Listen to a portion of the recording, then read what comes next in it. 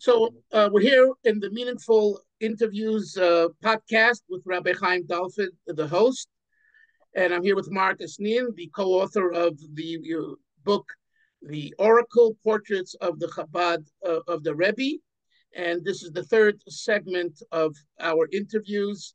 We left off talking about whether, Marc, you thought Dovid would be ostracized for what he did from the Chabad community. We also, and you said you don't think so, and you hope he wouldn't.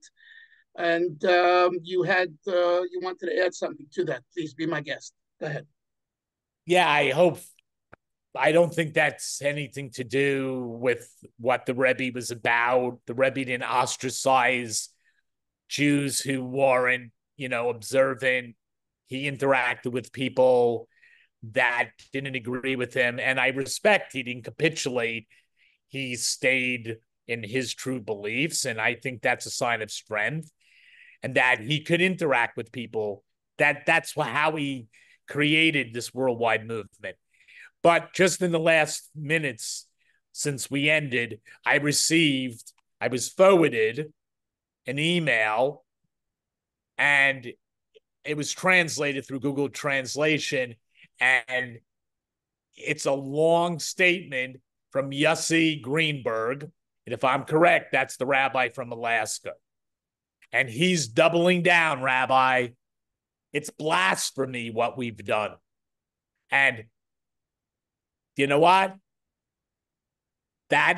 Maybe this is divine intervention from where the last Zoom meeting went off. I don't know.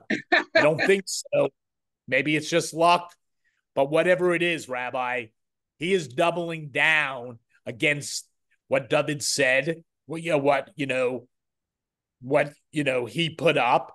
Now he's hiding. And if you reach out to Yossi Newfield, which I think you can, he has this email. I'm not going to send it to you. I have it. Yossi sent it to me. Okay. So he is not only not apologizing, he's calling worse names. He's accusing Dovid of doing this. And why isn't he accusing me? That I want to know. That's my question. But he's accusing Dovid of blasphemy. He's saying Dovid's doing this for sensationalism. And he's hiding under the idea of Hasidic law, which I don't know, that everyone should know he wasn't really calling of the burning of Alan Nadler. He's still calling Alan Nadler vicious names. Where's the love? Where's the honey? I would like to know. I'm not such a righteous guy. I argue with people all the time over parking spaces. I'm a real New Yorker. You're from Brooklyn. You're from Brooklyn. I'm from Brooklyn. But I want to know, why isn't this rabbi, based on the teachings of the Rebbe and Chasidism, why doesn't he feel empathy for Alan Nadler and say, why is Alan Nadler so full of hate? Why is Alan Nadler so angry? Why doesn't Alan Nadler come and talk to us? Maybe Alan Nadler should come back. He's not 16 years old anymore. He's 70-some years old. Why doesn't Alan Nadler come back to the community? Maybe it's because of Rabbi Greenberg and his hate. I mean, could you imagine? And he's so upset in the email that this came out on the 30th anniversary of the Rebbe. Fine. He's welcome to his own opinion. But on the 30th anniversary of the Rebbe, he is not backing down. He threatened to burn someone. If you burn someone, that's a threat to their lives, to Alan Nadler and anyone associated with the book. He's doubled down in the email. He's learned nothing from it. And it's another day radical rhetoric is out there in the world. And listen, I give you all the credit in the world that you have called on your podcast or your YouTube channel. Where is the leadership? Silence is not acceptable here. That's why I'm here. And it doesn't matter if it's Dovid here. He threatened my life. He did. And you know what? shame on him. I feel bad for him that he's hiding under Hasidic law.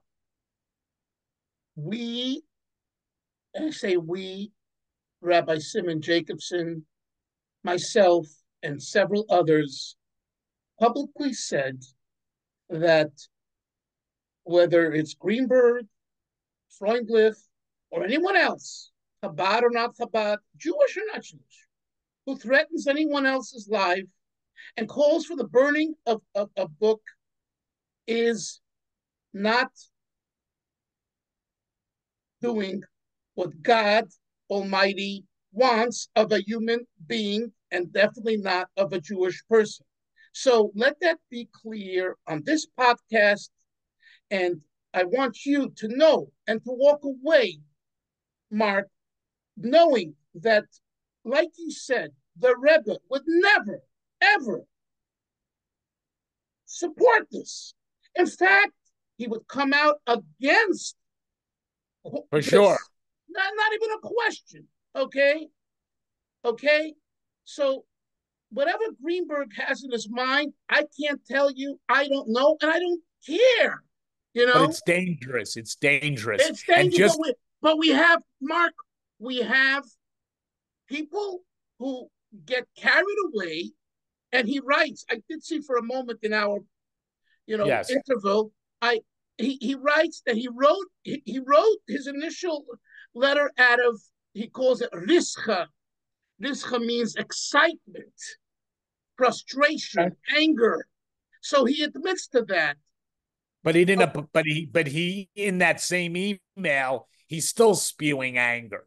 He's still okay, and that's wrong, and that's wrong. And I must say, if they're hearing you and I'm listening, I'm trying to absorb while you're talking, that we have to have empathy, mercy, right, on Alan Nadler and anyone else like him, right.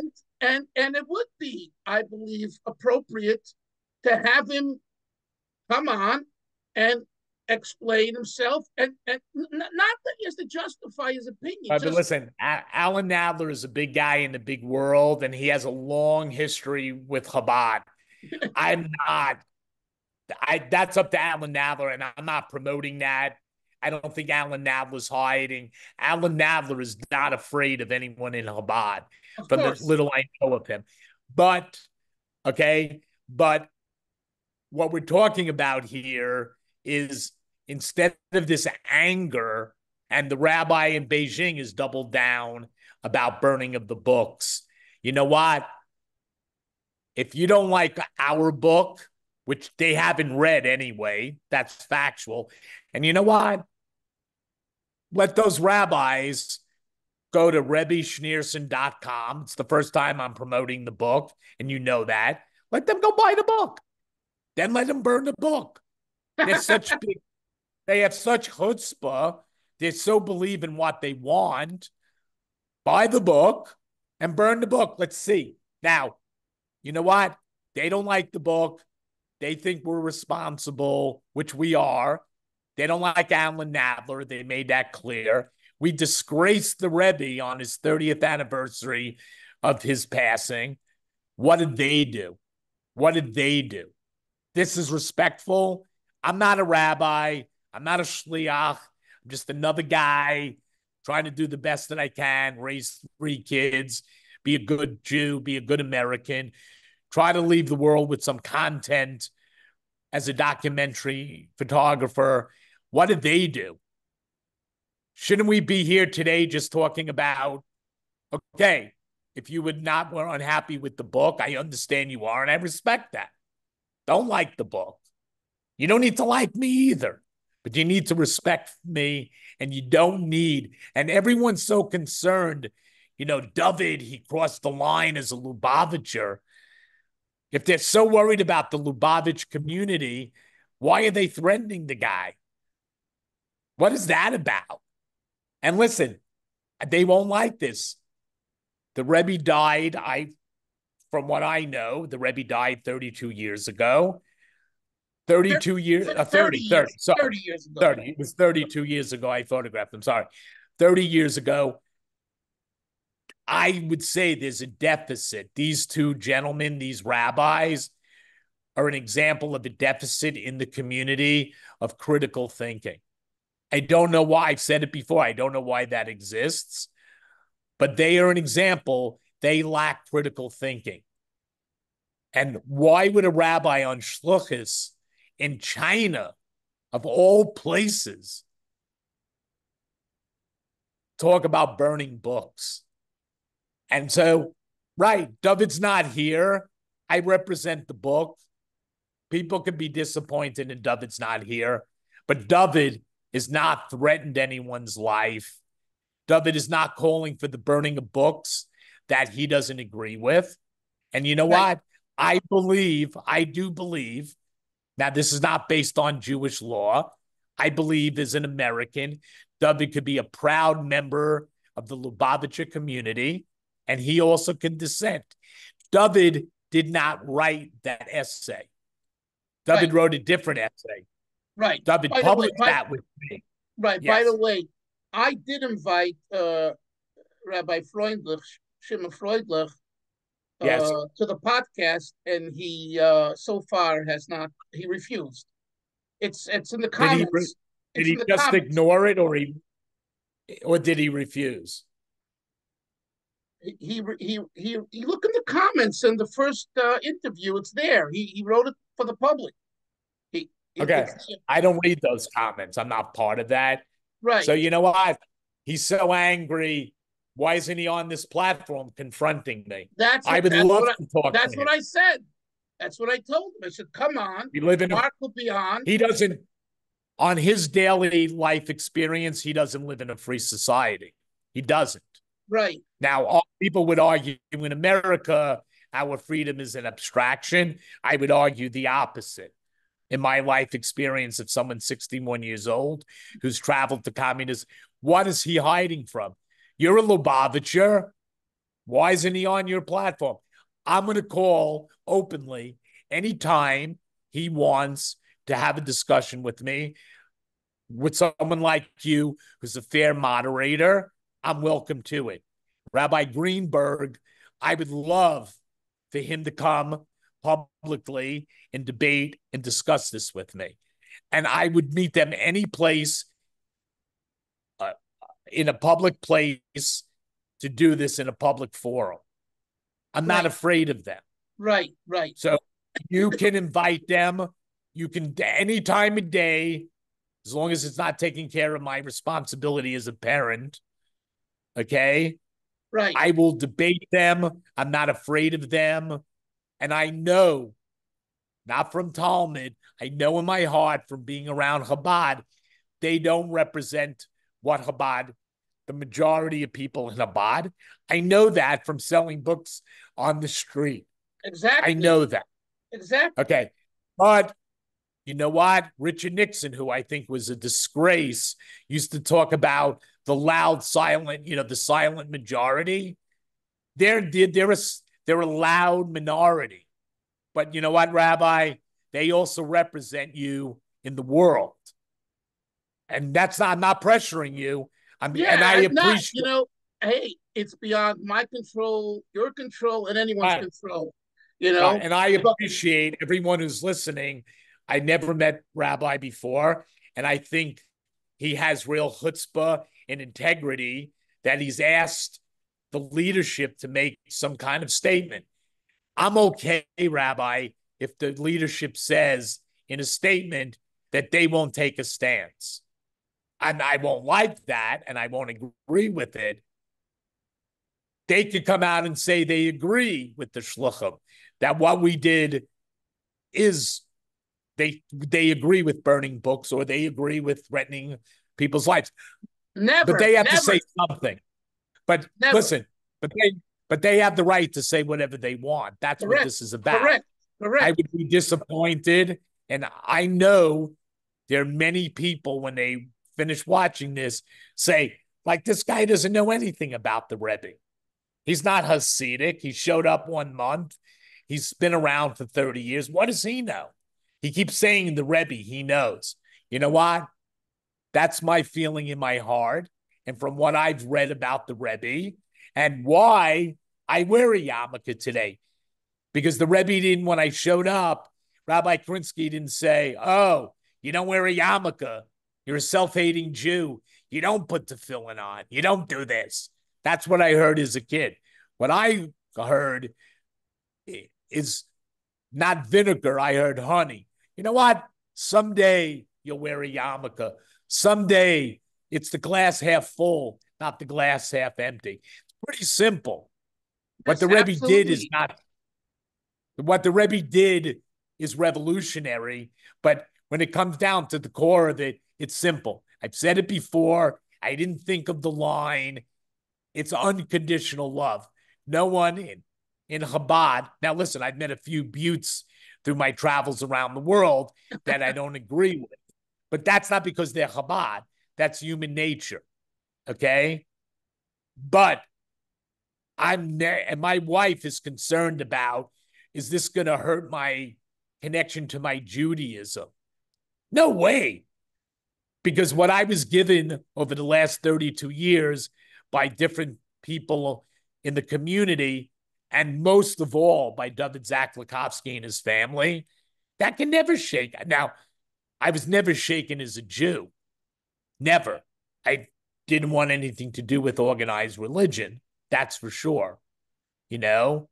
But these guys are not going to shake my connection to Chabad. Now, listen, I'm not sure I may be welcome in some Chabad houses anymore, and I may not want to go to some Chabad houses based on their silence. And someone who I've had a long relationship in Chabad, now I love him for what he's given me, but he told me Alan Nadler's a lowlife. I don't want to be around that. I don't think Alan Nadler's a lowlife. Alan Nadler is another person in the world. And everyone over the last 32 years told me, Mark, you really shouldn't say another bad word about another Jew. That's just what Jews do. Now, I don't agree with that. I don't, because I'd be lying to you. I think if you're not a good guy, I don't care if you're a Jew, you need to be held accountable in journalism or in life. But that's what I've heard for a long time. All of a sudden, they're not following that Jewish law. Now, you could say, I don't respect Alan Nadler. I think Alan Nadler missed the point, or Alan Nadler's full of anger, whatever it is. And Alan Nadler told me he read my essay, and he doesn't agree with some of the things in the essay, my essay. Good for Nadler. I'm not like bullied, like God bless him. I truly mean it. He doesn't have to agree with me, and I don't agree with him. I think a big difference, and why I think it's important you know what? Maybe people read the book and say, wow, Alan Nadler definitely missed Chabad, or Alan Nadler is angry, or Alan Nadler is this.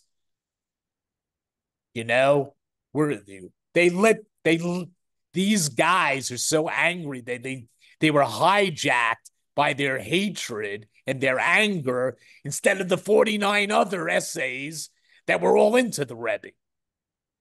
And Rabbi, would you want someone to judge your books, your scholarly work, if they didn't read it? Not at all. They didn't even read it. Steal the book for all I care. Go into the bookstore on Crown Heights and secretly go in the back and say, I want to read a copy. Don't give us the money. And you know what? If they come out in public and they stop hiding in a physical place, I'll bring them a free book. I call them today to come out in public in a safe environment. I call them out. I ask them in the most sincere way. Who is them? Who did you ask? I'll ask on your show, Greenberg and the guy in Beijing. It could be on Zoom, but I'd rather it in person, in a safe environment, because they've created the toxic violence in the rhetoric. They haven't done anything violent, but the rhetoric is as dangerous. And you know what? We're all we're all concerned living in America today because of the rise of anti-Semitism and what's going on in Israel and Gaza. Okay? I support the state of Israel. I believe in Zionism. And I don't respect people who go on subways and hide behind masks saying, raise your hand if you're a Zionist, you have to get off the train. That's a threat. That's illegal. It's a misdemeanor in New York State. Okay? There's no place for that. Okay? That's an emotional act of terrorism. They're there to terrorize you for what you believe in. And you know what? People won't like this. The rabbi in Beijing, less him, but Greenberg is no different than those people on the subway threatening people for their freedom. And as much as I would never get off that subway, I would never. If I had to take a beating and beat them, I am never backing down. Then I'm proud to be a Zionist. Right. I'm not going to back down from these guys. Mark, yes, we should wrap up. From my deepest respect for you, Rabbi, we need to have lunch. We're going to have lunch. We're going to farbrengen. We're going to farbrengen together. And words of truth coming from the heart, enter the heart. Right. And you know what? Please use your influence to try to bring together all of us so we can put an end to this madness. And right. I'm so with them doubling down. The last thing I have to say is I am very concerned for the safety of Dovid and his family. Yes. We need to lower the rhetoric and take responsibility and love each other. Right. I agree not hate each other. Right. I agree with you. We have to lower the rhetoric and somehow come together and learn to disagree, and life should go on, and everyone should choose their path and their way. God bless you, and we will stay in touch. God bless you also. Thank you. And I thank you so much for the only good news. Only good news. Shalom, shalom. Bye-bye.